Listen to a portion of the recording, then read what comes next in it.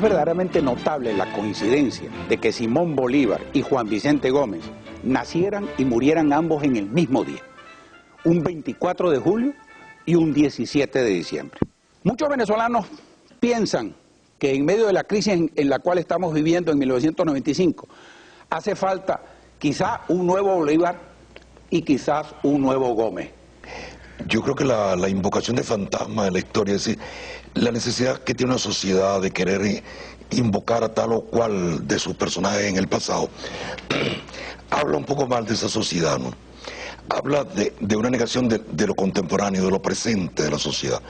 Este país necesita, a mi criterio, invocar a Bolívar, ni necesita invocar al general Gómez, ambos personajes sumamente importantes dentro de nuestra historia, ambos hombres que hicieron por este país, cada uno a su manera, cada uno en su estilo y en sus convicciones, pero que evidentemente pertenecen a un siglo, a una manera de ver el mundo y a un reto personal extraordinario en ambos seres, ¿no? Entonces, a mí me parece que sería como negativo o como hablar mal realmente de Bolívar, volverlo a invocar otra vez, porque se supone que es el padre de la patria, y se supone la patria que ese padre construyó debería de servir para algo, y no para que el padre de la patria, o una invocación del padre de la patria la salve o la rescate. Esa es mi visión de eso. En realidad sí. Es eso, sí.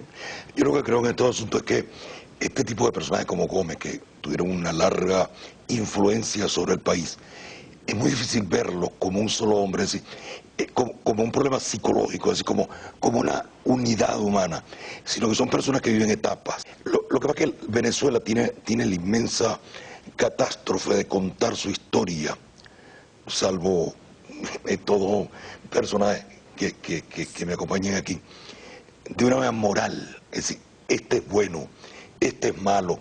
Entonces, yo, por ejemplo, que pertenezco a esa generación que llamamos el 58, yo nací bajo el concepto de la generación del 28. Gómez es un malvado, Gómez le chupaba la sangre a los niñitos, a mí me llegaron a decir eso, ¿no?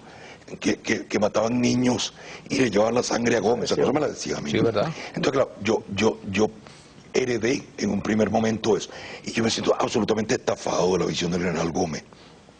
Sí, nadie es bueno, nadie es malo, ¿no? Entonces, aquí se ha hecho Bolívar, todopoderoso, la bondad infinita, un hombre que no cometió un solo error, un hombre impoluto. Decía hace poco Manuel en una interrupción, Guillermo Tell, eso es exactamente lo que significa Bolívar. Y Gómez, por el contrario, un malvado, un aldeano, paleto, ignorante, bruto, etc. ¿Quién fue más cruel, Bolívar o Gómez? Yo creo que ninguno de los dos, porque es que el concepto... ¿Ninguno de los dos fue cruel? No, es decir, ninguno de los dos podría ser más o menos cruel, porque es que yo creo que la crueldad como componente de un ser humano, de la personalidad de un hombre, no lo creo ni en Bolívar, no da ese indicio, ni Gómez da ese indicio.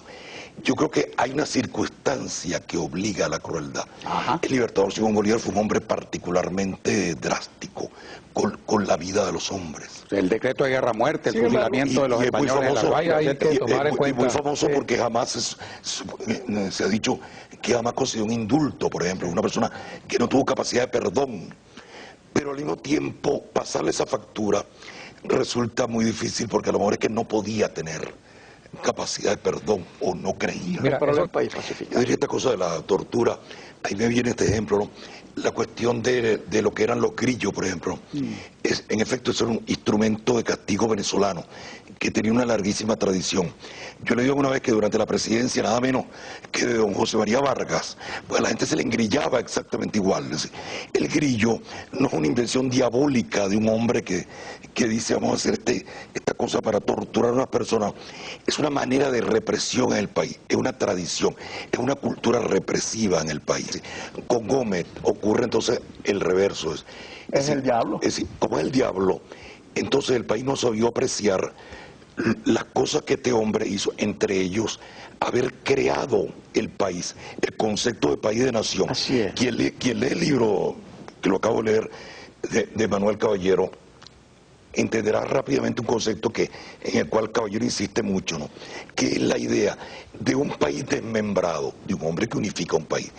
El venezolano que no me puede estar escuchando en este momento, es decir, no puede ni siquiera concebir Yo tampoco, no tengo también esa edad, ¿no?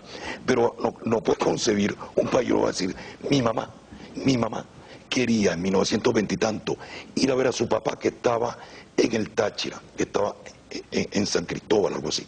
Mi mamá tuvo que ir de La Guaira a Curazao, de Curazao a Maracaibo, de Maracaibo a La Fría y de La Fría subir a San Cristóbal.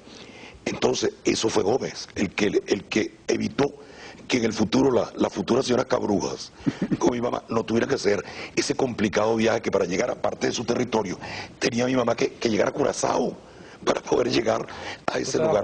Yo echo de menos que en este país no haya una Plaza Gómez. Aquí debería haber una Plaza Gómez, porque lo que pasa es que cuando uno hace una plaza no lo hace exactamente para la loa de un personaje, sino para parte de nuestra historia. Nosotros no podemos explicar ni le podemos explicar el país a nuestros hijos sin Juan Vicente Gómez.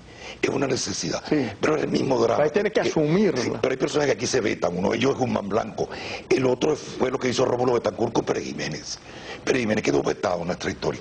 10 años que son claves para explicar la Venezuela de hoy han sido suspendidos de la historia, de la enseñanza de la historia. El nombre de Pérez Jiménez fue cancelado. Bueno, entonces ustedes quieren hablar de Pérez Jiménez en el próximo segmento. No se vayan, que ahora vamos a hablar de Pérez Jiménez, que está vivo.